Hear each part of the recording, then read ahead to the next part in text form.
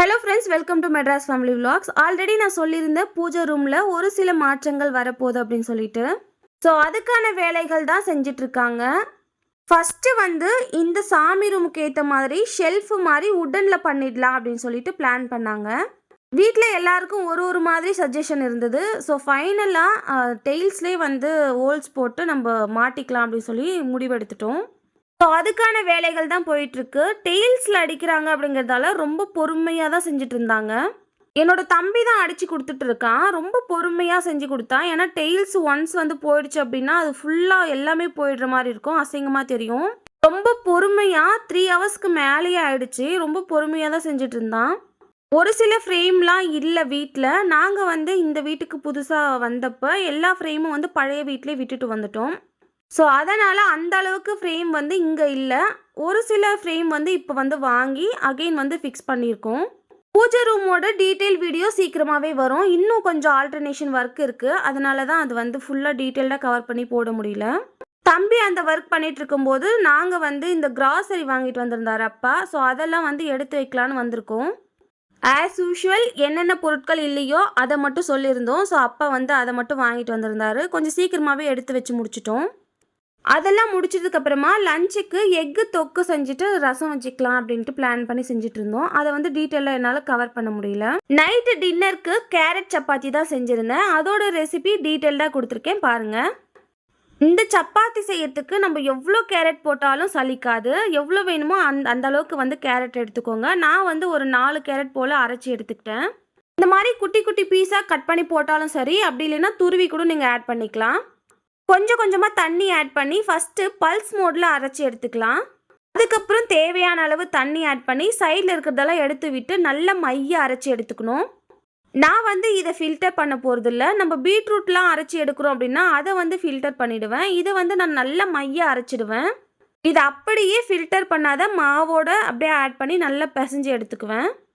Beetroot மட்டும் நான் பூரி செய்கிறேன் அப்படின்னா அது வந்து நான் ஃபில்டர் பண்ணிவிடுவேன். இது கேரட் பொறுத்த வரைக்கும் அப்படியே தான் நான் ஆட் பண்ணுறது உண்டு.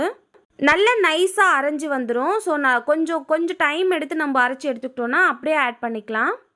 மாவு ஒரு 1.5 கப் போல் எடுத்திருக்கேன். அதுக்கு தேவையான அளவு உப்பு போட்டு நல்லா மிக்ஸ் பண்ணதுக்கப்புறமா இந்த அரைச்சி வச்சுருக்க கேரட்டை ஆட் பண்ணி நல்லா மிக்ஸ் கொடுத்துட்டு கொஞ்சம் கொஞ்சமாக தண்ணி ஆட் பண்ணி நம்ம சப்பாத்தி மாவு பதத்துக்கு பிசைஞ்சு எடுத்துக்கலாம். ஸோ இந்த மாதிரி நல்ல சாஃப்டான பதத்துக்கு பிசைஞ்சு வச்சிட்டோம் அப்படின்னா சப்பாத்தியும் நல்லா சாஃப்டாக வரும். கொஞ்சமாக எண்ணெய் மேலே தடவி வச்சிட்டோம் அப்படின்னா காயாமல் இருக்கும். இது அப்படியே ஒரு 1/2 அன் ஹவர் போல் விட்டுட்டோம் அப்படின்னா நல்ல சாஃப்டான மாவு வந்து கிடைக்கும். அந்த கேப்பில் நம்மளுக்கு என்ன கிரேவி வேணுமோ அதை வந்து செஞ்சுக்கலாம். நான் இன்றைக்கி உருளைக்கிழங்கு தான் வந்து செஞ்சிட்ருக்கேன். ஸோ இதுதான் கொஞ்சம் சிம்பிளாக முடிகிற மாதிரி இருக்கும். இன்றைக்கெல்லாம் கொஞ்சம் ஒர்க் இருந்த மாதிரி இருந்தது. அதனால் இதை தான் வந்து நான் செஞ்சு முடிச்சிட்டேன். இது வந்து கொஞ்சம் ஸ்பைஸியாக தான் நான் செய்வேன். சப்பாத்தி வெறுமனே சப்பாத்தி தான் பசங்களுக்கு வந்து கொடுப்பேன். ஸ்பைஸியாக செய்கிறேன் அப்படிங்கிற பட்சத்தில் அதை வந்து ஸ்கிப் பண்ணிவிடுவேன். அப்போது வந்து நல்லா ஸ்பைஸி எடுத்துப்பான். இருந்தாலும் எனக்கு வந்து நைட் டைமில் நான் கொடுக்க மாட்டேன். இதில் பச்சை மிளகாலாம் ஆட் பண்ணியிருக்கேன். அதனால் அதை வந்து நான் கொடுக்க மாட்டேன்.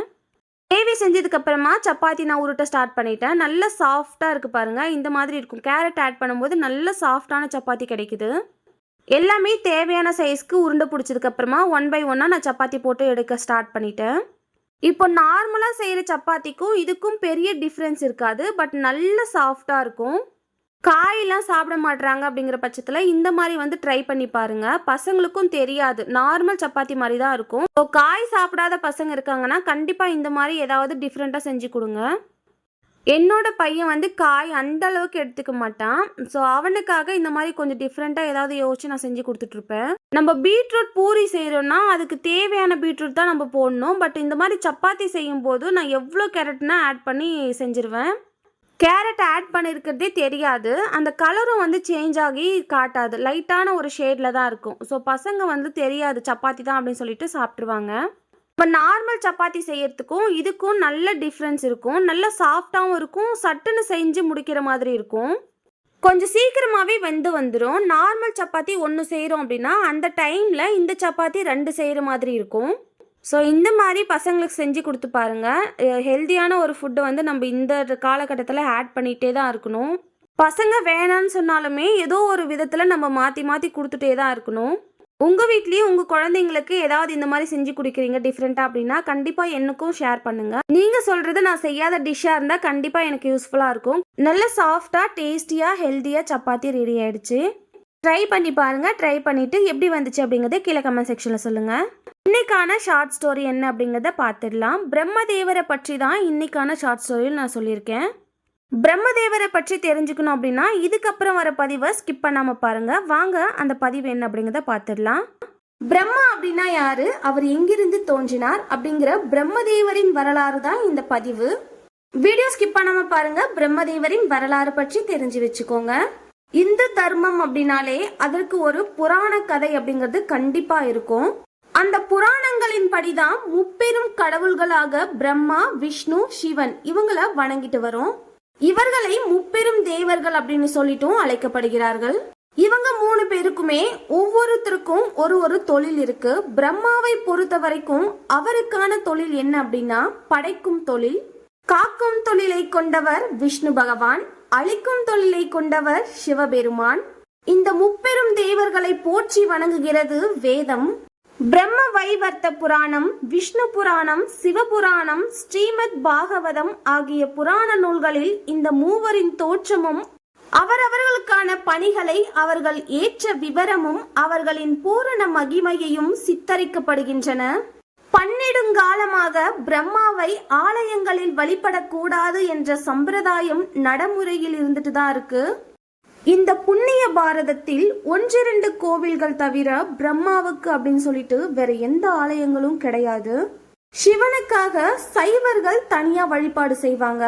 அதே போல விஷ்ணுவிற்காக வைணவர்கள் வழிபாடு செய்வார்கள். ஆனா பிரம்மாவுக்கு மட்டும் தனியா வழிபாடு சம்பிரதாயம் எதுவுமே கிடையாது. நிறைய ஆலயங்கள்ல நம்ம பார்த்திருப்போம் விஷ்ணுவும் சிவனும் சேர்ந்த மாதிரி ஹரிஹர ஸ்வரூபத்தில் பூஜிக்கப்படுவார்கள். அதே மாதிரி ஹரியும் அரணும் ஒன்று அப்படிங்கிற வாசகமும் இருக்கு. ஆனா பிரம்மாவை தனியாகவோ அல்லது மூவருடனும் சேர்ந்தோ வழிபாடு செய்யறது கிடையாது. தனியா வழிபாடு அப்படிங்கறத தவிர்த்து இந்த சாங்கிய சம்பிரதாயங்கள் அதுவுமே கிடையாது. ஒரு யுகத்துல மகா பிரளயம் தோன்றி உலகத்துல இருக்கிற எல்லா உயிரினங்களும் இந்த பிரபஞ்சமே நீரில மூழ்கி போயிடுது.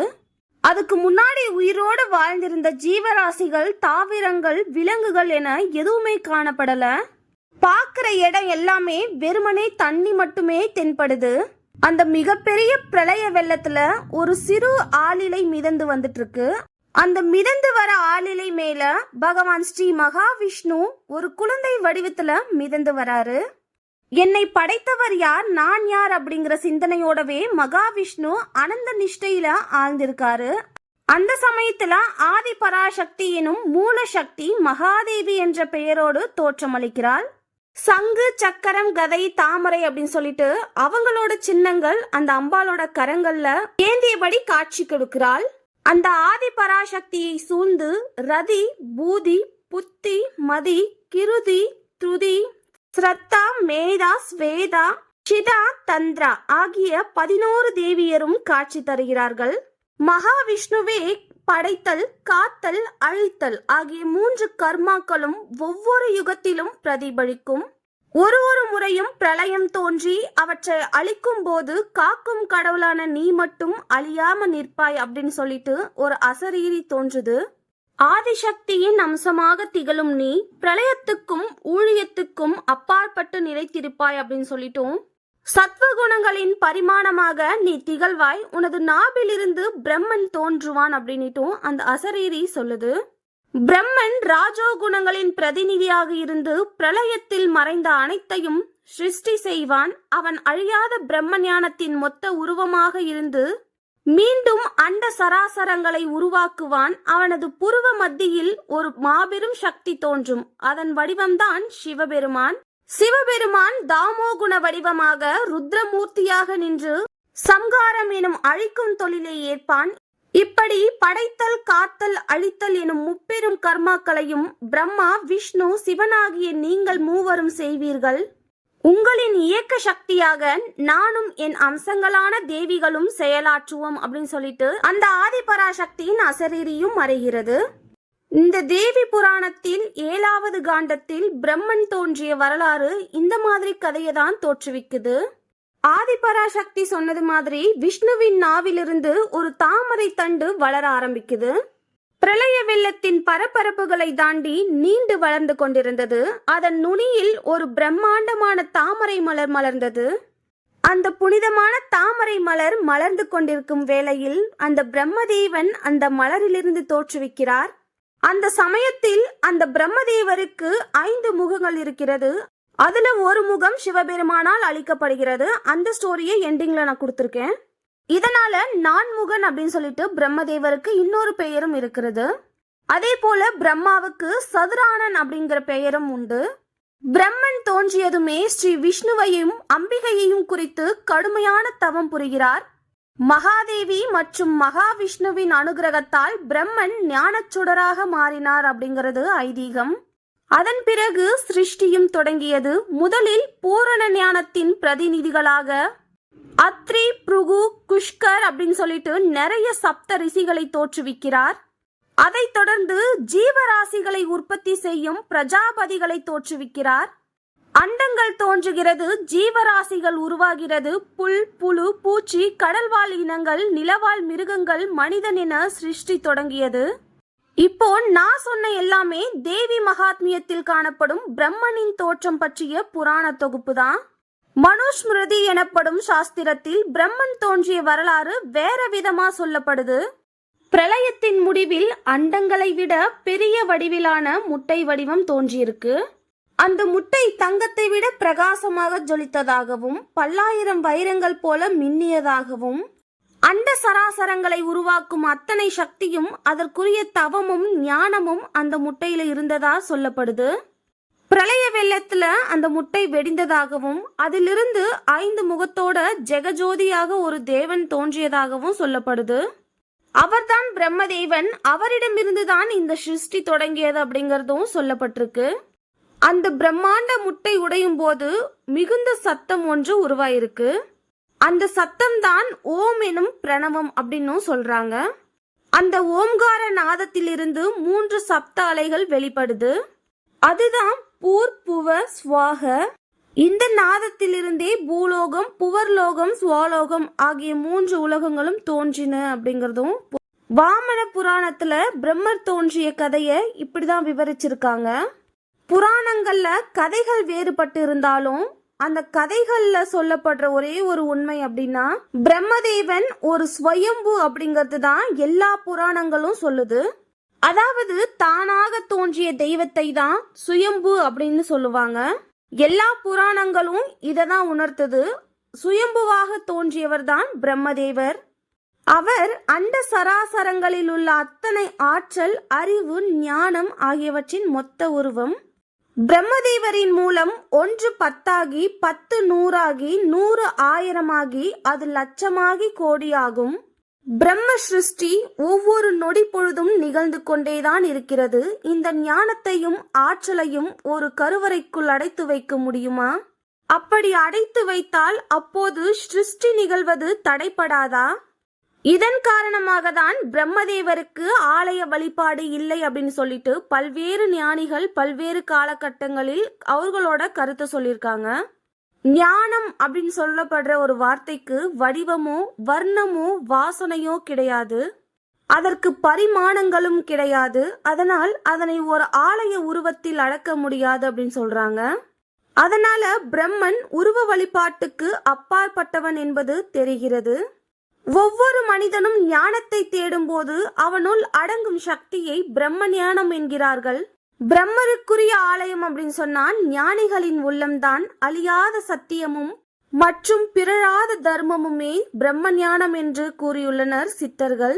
கதையோட ஸ்டார்டிங்ல பிரம்மதேவருடைய ஒரு தலையை சிவபெருமான் கொய்திடுறார் அப்படின்னு சொல்லியிருந்தேன். சிவபெருமான் ஏன் பிரம்மதேவரின் தலையை துண்டித்தார் அப்படிங்கறத பத்தி பார்க்கலாம். ஒரு முறை பெரியவர் யார் என்று விஷ்ணுவுக்கும் பிரம்மாவுக்கும் இடையில் ஏற்பட்ட போட்டி எல்லை மீறி போக மற்ற கடவுள்கள் எல்லாருமே சிவபெருமானிடம் முறையிடுகிறார்கள். அந்த சமயம் சிவபெருமான் தீயாக மாறி லிங்க வடிவம் ஏற்கிறார். அந்த தீப்பிழம்பு எல்லையில்லாததாகி மேலே சொர்க்கம் வரையும் கீழே பாதாள உலகம் வரையும் நீண்டு கொண்டே போயிருக்கிறது. அதுக்கப்புறம் யார் லிங்கத்தின் ஆரம்ப பகுதி அல்லது முற்று பெறும் பகுதியை பார்த்து வருகிறாரோ அவரே பெரியவர் என்று விஷ்ணுவிடமும் பிரம்மாவிடமும் கூறப்படுகிறது. இதை கேட்ட பிரம்மா அன்னப்பறவையாக உருவெடுத்து லிங்கத்தின் ஆரம்ப பகுதியை காண மேலே பறக்கிறார். விஷ்ணு பகவானோ பன்றியாக மாறி பாதாளம் நோக்கி செல்கிறார். அப்படி போன விஷ்ணு பகவான் சிவலிங்கத்தின் முற்று பெறும் பகுதியை காண முடியாமல் திரும்பி வந்து விடுகிறார். சிவனே பெரியவர் என்றுணர்ந்து அதை ஏற்றும் கொள்கிறார். ஆனால் பிரம்மாவோ மேலே பறக்க செல்லும் முன்பாகவே சிவனின் தலைமுடியில் இருக்கும் கேதகை மலரை பார்க்கிறார். அந்த கேதகை மலரிடம் பிரம்மா வந்து சிவலிங்கத்தின் ஆரம்ப பகுதியை பார்த்ததாக பொய் சொல்கிறார். கேதகை மலர் இந்த பொய்யை சிவபெருமானிடம் கூறுகிறது. அதை பொய் என்று உணர்ந்து சிவபெருமான் மிகுந்த கோபமடைகிறார். கோபமடைந்த சிவபெருமான் கேதகை மலரை பார்த்து, இனி எந்த சடங்கு சம்பிரதாயங்களிலும் உன்னை பயன்படுத்த மாட்டார்கள் என்று சபித்து விடுகிறார். மேலும் அதே கோபத்தில் பிரம்மதேவரின் 5வது தலையையும் துண்டித்து விடுகிறார். இந்த மாதிரி ஏராளமான கதைகள் சொல்லப்பட்டாலும் அதிலிருந்து நமக்கு புரிய வேண்டிய ஒரு விஷயம் என்ன அப்படின்னா, தவறு புரிந்தால் தண்டனை நிச்சயம் கிடைக்கும் அப்படிங்கிற ஒரு அச்ச உணர்வு மக்கள் மனதில் கண்டிப்பாக இருக்க வேண்டும். அது கடவுளாக இருந்தாலுமே தண்டிக்கப்படுவார்கள் அப்படிங்கிறதுக்கு உதாரணமாக தான் இந்த கதையை சொல்லியிருக்காங்க. இந்தியாவில் பிரம்மாவுக்காக அங்கங்க இருக்கிற கோவில்கள்ல கும்பகோணத்துல காணப்படும் பிரம்மா கோவிலும் ஒன்று. கும்பகோணத்தில் இருக்கிற பிரம்மா கோவில் 500 வருடங்கள் பழமையானதுன்னு சொல்லப்படுது.